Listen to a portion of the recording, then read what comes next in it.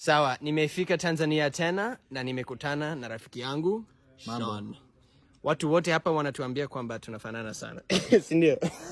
Wengi wanasema kwamba sisi ni mapacha lakini si kweli. Si kweli kabisa. Wanasema tunawauliza ni kwa sababu ya ngozi ni nini, wengine wanasema ni nyuso, macho sijui.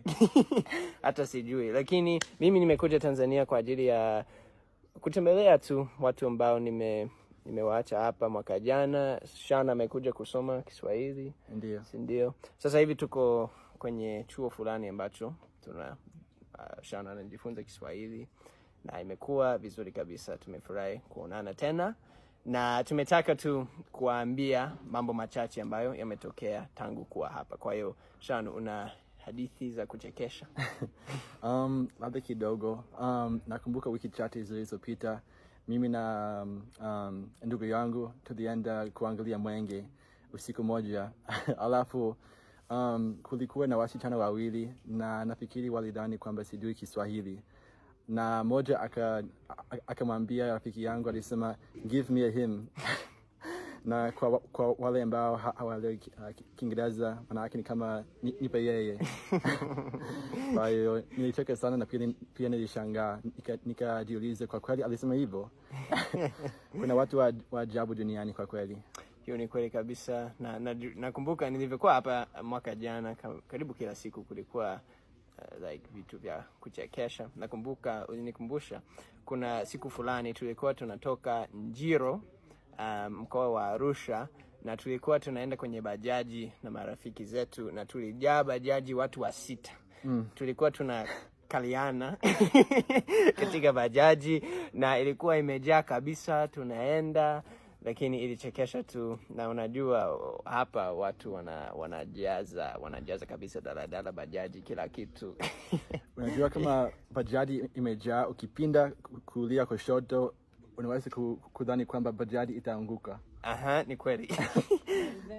Salama kabisa, habari. Ya, ni kweli kabisa.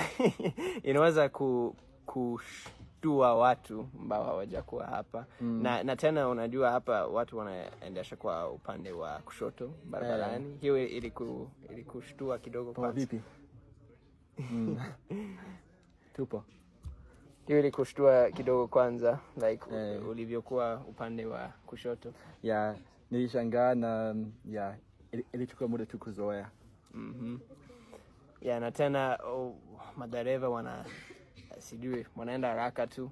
Hasa madereva wa bodaboda wanakukata sana. Ya, ni kweli kabisa.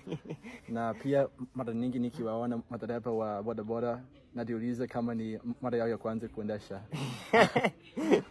Ya, lakini wanafanya vizuri. Najua si mara yao ya kwanza kwa sababu wanakuwa hivi, wanaingilia, kuna basi hapa na hivi na wanafanya vizuri, lakini ni hatari.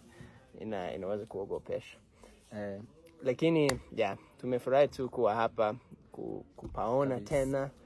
Kuna kitu kikubwa ambacho umejifunza? Sijui kama kuna mambo ya thamani sana umejifunza. Nimejifunza kwamba ni kweli haraka haina baraka, kwa sababu Marekani kila mara ukimaliza kufanya kitu unaenda kwa sehemu nyingine. Lakini nimejifunza kwamba ni nzuri kuenda pole pole mara kwa mara. Kweli kabisa, hata mimi nasikia hivyo. Na kuna nikija hapa ninaona stress inaniacha. Kwa kweli Tanzania kuna stress. Hakuna stress nyingi. Lakini si nyingi kama ilivyo Marekani. Kuna maneno mapya ambayo umejifunza ambayo unayatumia sana? Umekuwa hapa miezi miwili sasa. Miezi miwili. Nimejifunza maneno mengi tu, lakini moja ambalo nimelipenda ni ubuyu.